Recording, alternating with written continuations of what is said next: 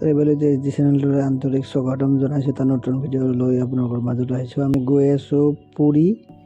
প্ৰথমতে আমি যাম গুৱাহাটী এয়াৰপৰ্টলৈ। আমি এনেদৰে গৈছোঁ। ইয়াৰ পিছত আমি এয়াৰপৰ্টত প্ৰৱেশ কৰা কেনেকৈ যাওঁ গোটেইখিনি দেখুৱাম।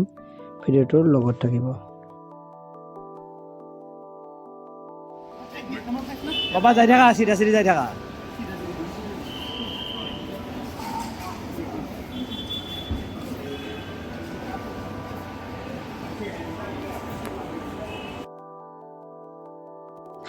ইয়াত আমি ভিতৰত প্ৰৱেশ কৰি নিজৰ লাগেজবোৰ আগলৈ নি তাত জমা দিলোঁ।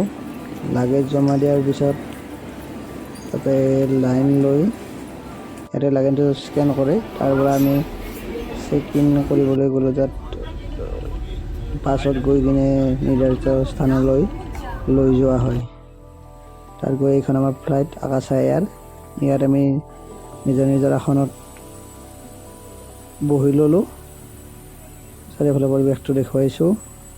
এনেধৰণৰ ভিডিঅ' মই পাই থাকিবৰ বাবে মোৰ চেনেলটো ছাবস্ক্ৰাইব কৰিব আৰু বেল আইকনটো দবাব যাতে নটিফিকেশ্যনবোৰ পাই থাকে, আৰু লাইক কৰিব, শ্বেয়াৰ কৰিব। ইয়াৰ ভিতৰৰ পৰিৱেশ আগৰ 2 নম্বৰ আসনত আছিল 2B।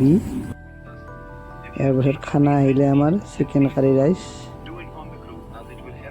আৰু লগতে তাত এটা আমুল কুল দিছে।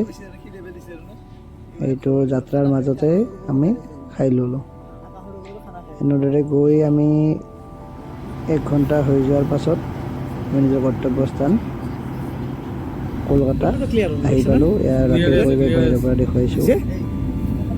লাইট আৰু ইয়াৰ লেণ্ডিং কৰিলে কলকাতা এয়াৰপৰ্টত।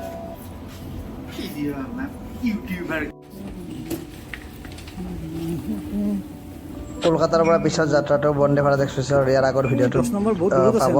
ভিডিঅ'টো চাব, অনুগ্ৰহ কৰি চাবলৈ নাপাহৰিব। ধন্যবাদ।